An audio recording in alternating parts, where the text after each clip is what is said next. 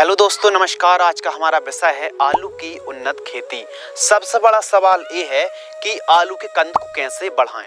तो इस वीडियो के माध्यम से ऐसा सीक्रेट शेयर करेंगे जिससे आलू का जो कंद है दोस्तों वो काफ़ी ज़्यादा बढ़ने वाला है। पैदावार कैसे बढ़ा सकते हैं, आलू को वजनदार मोटा कैसे करें, काफ़ी कमेंट्स आते हैं इस टॉपिक को लेकर। तो इस वीडियो के माध्यम से आलू की उन्नत सफल वैज्ञानिक खेती की A to Z संपूर्ण जानकारी दोस्तों शेयर करने वाले हैं।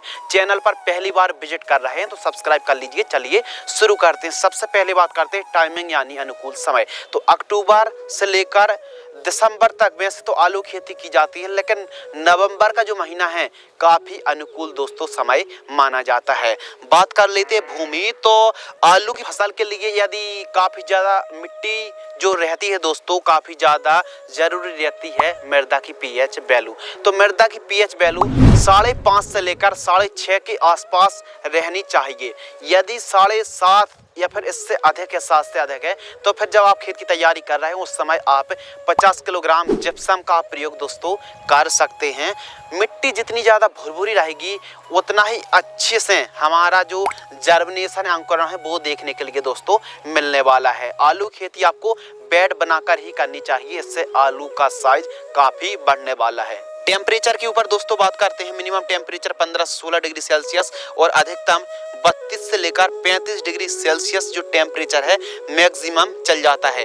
खेत की तैयारी में सर्वप्रथम मीडियम गहराई में चलने वाले जैसे तोता हल है, कल्टीवेटर से आपको पहली और दूसरी प्लोइंग कराना चाहिए। हैरो की मदद से मिट्टी को भुरभुरी कराना चाहिए और उत्तम जल निकास का प्रबंध दोस्तों होना बहुत ज़्यादा जरूरी है। आइए बात करते हैं उन्नतशील किस्में। तो प्रमुख रूप से सबसे ज़्यादा अच्छा उत्पादन देने वाली जो किस्में हैं मार्केट में तो काफ़ी ज़्यादा वैरायटी हैं, लेकिन जिनका उत्पादन काफ़ी अच्छा है आइए समझते हैं। कुफरी पुखराज जो कि सबसे बेस्ट वैरायटी है, 70 से 90 दिन में तैयार हो जाती है। कुफरी बादशाह है जो कि 100 से 110 दिन के आसपास का समय लगता है। इसके अलावा कुफरी ख्याति है जिसमें कि 90 से 100 दिन के आसपास का समय लगता है, 110 दिन भी आप मान सकते हैं। LR रेडी रोसेटा के नाम से आती है, इस वैरायटी का भी आप सिलेक्शन कर सकते हैं। और चिप्सोना 1 और चिप्सोना 3 जैसी वैरायटी का सिलेक्शन आप कर सकते हैं। 90 से लेकर 110 दिन के आसपास का दोस्तों समय लगता है। तो इन 5-6 वैरायटी में सबसे ज़्यादा उत्पादन देने वाली जो किस्म है कुफरी पुखराज और कुफरी बादशाह जैसी वैरायटी को दोस्तों आप लगा सकते हैं। बीज उपचार के ऊपर दोस्तों बात करते हैं यानी सीड्स ट्रीटमेंट, यानी आलू के जो कंदों को उपचार करने से काफ़ी अच्छा लाभ मिलता है। तो 10 से 12 लीटर पानी में 200 ml BASF कंपनी की झेलोरा फंगिसाइड से ठीक तरीके से घोल बना लीजिए और आलू को डुबो कर आपको ठीक तरीके से सुखाकर आपको मतलब पोटैटो प्लांटर से आपको बिजाई करनी चाहिए। और आप चाहें तो जो आलू है उन पर आप जो फंगिसाइड उनका स्प्रे भी दोस्तों आप कर सकते हैं कुछ इस प्रकार। दोस्तों बात करते हैं बुआई के समय खाद यानी बेसल डोज। तो बेसल डोज पर NPK 12-32-16 3 बैग प्रति एकड़ की दर से।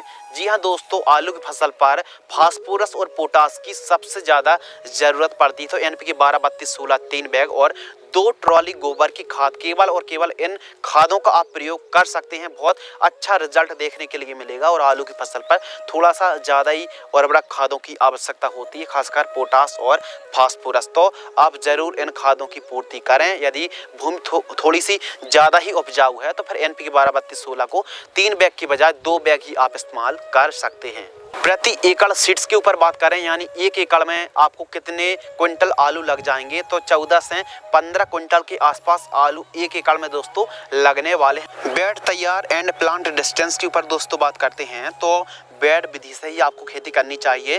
बेड की चौड़ाई 2.5 फीट, बेड से बेड की दूरी 2.5 फीट और बेड की ऊंचाई 1 से 1.5 फीट दोस्तों आप रख सकते हैं। प्लांट डिस्टेंस आपको आलू से आलू यानी पौधे से पौधे की दूरी 10 से 15 सेंटीमीटर और लाइन से लाइन की दूरी दोस्तों आपको 45 सेंटीमीटर रखनी चाहिए। गहराई 6 से 7 सेंटीमीटर डेप्थ पर आपको आलू की बुआई दोस्तों करनी चाहिए। आलू की बुआई दोस्तों जब आप पोटैटो प्लांटर से बुआई कर रहे हो तो एक बेड पर जिग-जैग डबल लाइन पर आपको आलू की बुआई करनी चाहिए। आलू बुआई की अलग अलग विधियां हैं दोस्तों, जैसे हाथ से भी आलू की बुआई की जाती है, सेमी पोटैटो प्लांटर या फिर ऑटोमेटिक पोटैटो प्लांटर से भी हमारे किसान भाई आलू की बिजाई कर सकते हैं। तो आपको एक बात ध्यान ये रखनी है दोस्तों कि आपको आलू की जो बुआई है वेड विधि से ही आपको करनी चाहिए, इससे कंद का काफ़ी अच्छा विकास होता है। सिंचाई के ऊपर बात करें तो यदि आप फ्लैट एरीगेशन से क्यारी नाली विधि से आप सिंचाई कर रहे हैं तो 8 से 10 दिनों के अंतराल पर सिंचाई करनी चाहिए। ड्रिप से खेती कर रहे हैं तो आप 2 से 3 दिनों के अंतराल पर 2-2 घंटे आपको सिंचाई करनी चाहिए। आलू की फसल पर बहुत ज़्यादा सिंचाई की आवश्यकता नहीं होती, लेकिन हाँ हल्की हल्की सिंचाई आपको करनी चाहिए। आलू की फसल पर ज़्यादा देर तक पानी खड़ा नहीं रहना चाहिए। वीड कंट्रोल के ऊपर बात करें तो आप चाहें तो बुआई के समय खरपतवार नाशक pre emergent herbicide metribuzin 70% WP herbicide को 100 ग्राम प्रति एकड़ 200 लीटर पानी घोल करके आपको स्प्रे करना चाहिए। इससे खरपतवार का जमाव नहीं होता है। दोस्तों हमने आपको बतलाया था कि आलू की फसल पर ज़्यादा से ज़्यादा कंदों का विकास हो या फिर आलू को मोटा करने के लिए, वजनदार करने के लिए, मान लीजिए कोई वैरायटी 90 दिन की है तो 65 दिन के आसपास की जब आलू की फसल होती है तो आप पेक्लोबुटराजोल 23% SC को आपको 80 ml लेना है, 200 लीटर पानी में घोल करके सिंचाई के साथ आपको जड़ों के पास पिला देना है। पेक्लोबुटराजोल जैसे कल्टर आती है 1 एकड़ में 80 ml पर्याप्त है। जब वनस्पतिक बढ़वार कंप्लीट हो जाए यानी पौधा अपनी बढ़वार दोस्तों पूरी ले ले तब हमको प्लांट ग्रोथ रेगुलेटर का इस्तेमाल करना चाहिए 65-70 दिन के आसपास यदि कोई वैरायटी 90 दिन की है। तो बात करते हैं काफ़ी ज़्यादा इंपॉर्टेंट विषय स्प्रे शेड्यूल। तो आलू की फसल पर एफिड जैसे रस चूसक कीट, white fly, late blight, early blight, potato scab जैसी समस्या देखने के लिए दोस्तों मिलती है। फर्स्ट स्प्रे बुआई से 25 दिन के आसपास की फसल होती है तो M45 फंगीसाइड आपको लेना है लगभग 40 ग्राम और बायर कंपनी सोलेमन 12 ml 15 लीटर पानी घोल करके स्प्रे करना चाहिए। अब सेकंड जो स्प्रे है 40 से 45 दिन के आसपास की फसल होती है, यदि कम ब्लाइट है तो बायर कंपनी की इन्फिनेटो 40 ml लेना है। यदि अधिक ब्लाइट है दोस्तों तो BASF कंपनी की कैब्रिटो फंगीसाइड 40 ग्राम की दर से आप स्प्रे कर सकते हैं। तो इस प्रकार दोस्तों आपको स्प्रे शेड्यूल चलाना चाहिए। यदि कम ब्लाइट है तो उस हिसाब से, और ज़्यादा ब्लाइट है तो फिर उस हिसाब से आप फंगीसाइड को अप्लाई कर सकते हैं। और स्टार्टिंग के दिनों पर मैंकोजेब काफ़ी अच्छा काम करती है। फर्टिगेशन शेड्यूल के ऊपर दोस्तों बात करते हैं। फर्स्ट खाद 25वें दिन यूरिया 45 किलो, सागरिका दानेदार 10 किलो प्रति एकड़ जड़ों के पास देकर सिंचाई कर सकते हैं। सेकंड खाद 40 से 45 दिन के आसपास की फसल होती है तो यूरिया और उर्वरक खाद 30 kg, माइक्रो न्यूट्रिएंट फर्टिलाइजर्स 5 से 6 किलोग्राम, बायोजाम 10 किलोग्राम प्रति एकड़ जड़ों के पास देकर आप सिंचाई कर सकते हैं। लाइफ साइकिल के ऊपर दोस्तों बात करते हैं तो आलू की जो वैरायटी है, वैरायटी पर काफ़ी ज़्यादा लाइफ साइकिल डिपेंड करती है। कुछ वैरायटी ऐसी होती हैं जो 70-75 दिन में ही तैयार हो जाती हैं, तो कुछ वैरायटी 90 दिन तो वहीं कुछ वैरायटी 110 दिन के आसपास का समय लगता है। तो लाइफ साइकिल डिपेंड करती है कि वैरायटी कितने दिन में तैयार होने वाली है। दोस्तों बात करते हैं उत्पादन। तो इस प्रकार यदि आप खेती करते हैं तो 160 से 180 क्विंटल के आसपास पैदावार देखने के लिए मिलने वाली है। अगले विषय के ऊपर बात करते हैं लागत। तो 1 एकड़ में आलू खेती करते हैं तो 65 से 70 हजार रुपये के आसपास आलू में लागत लगने वाली है 1 एकड़ में। बाजार भाव 800 रुपये से लेकर 1200 रुपये क्विंटल का हमारे किसानों को रेट देखने के लिए मिलता है। जब बाजार भाव अच्छे रहें तब अपने आलू को आपको बेचना चाहिए। पोटैटो सीड्स रेट के ऊपर बात करते हैं। जब हमारे किसान भाई आलू खेती करते हैं तो जो 14-15 क्विंटल आलू लगने वाला है तो प्रति क्विंटल 4000 रुपये क्विंटल के आसपास कीमतें दोस्तों देखने के लिए मिलती हैं पोटैटो सीड्स की। मुनाफा के ऊपर दोस्तों बात करते हैं। यदि हमारे किसान भाइयों को 1000 रुपये क्विंटल का ही रेट मिल जाता है और 170 क्विंटल पैदावार हुई तो 1,70,000 रुपये हमारा मुनाफा आ गया।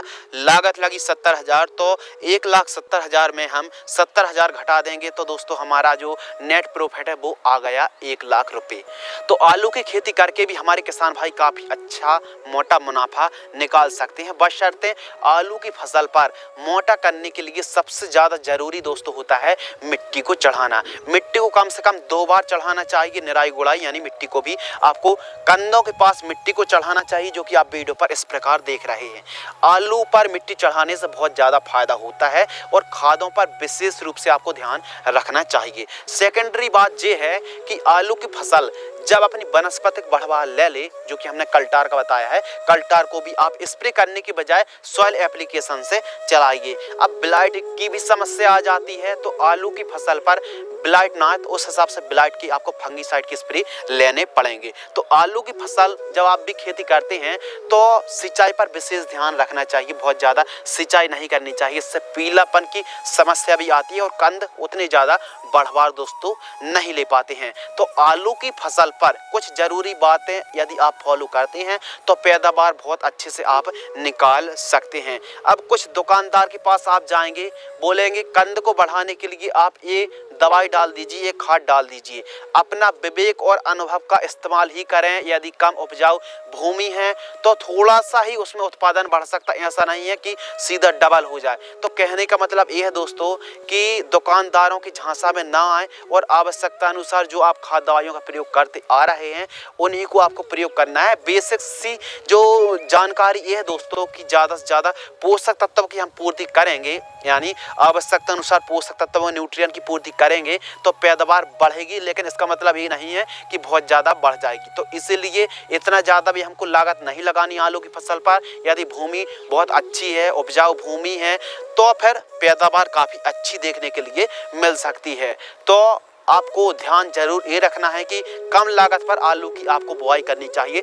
आलू का साइज यदि बड़ा होता है तो फिर आलू को कट करके यानी काट करके आलू को आपको लगाना चाहिए। और जो आलू का टुकड़ा है दोस्तों वो 25 ग्राम, कम से कम 25 ग्राम का होना चाहिए। और पोटैटो प्लांटर से आप चाहें तो पोटैटो प्लांटर से भी आलू की बुआई करा सकते हैं, हाथों से भी आपको आलू की बुआई करा सकते हैं। बस बेड विधि से ही आपको आलू की खेती करना चाहिए। उम्मीद करते हैं दोस्तों इस वीडियो से आपको कुछ नया नॉलेजेबल, इंटरेस्टिंग और ज्ञानवर्धक सीखने के लिए जरूर मिला हो। यदि दोस्तों आपको यह वीडियो पसंद आती है, वीडियो को लाइक करें, चैनल को सब्सक्राइब करें। मिलती है इसी प्रकार के जुड़ी नई नॉलेजेबल महत्वपूर्ण जानकारी के साथ। तब तक के लिए धन्यवाद, नमस्कार, जय हिंद, वंदे मातरम।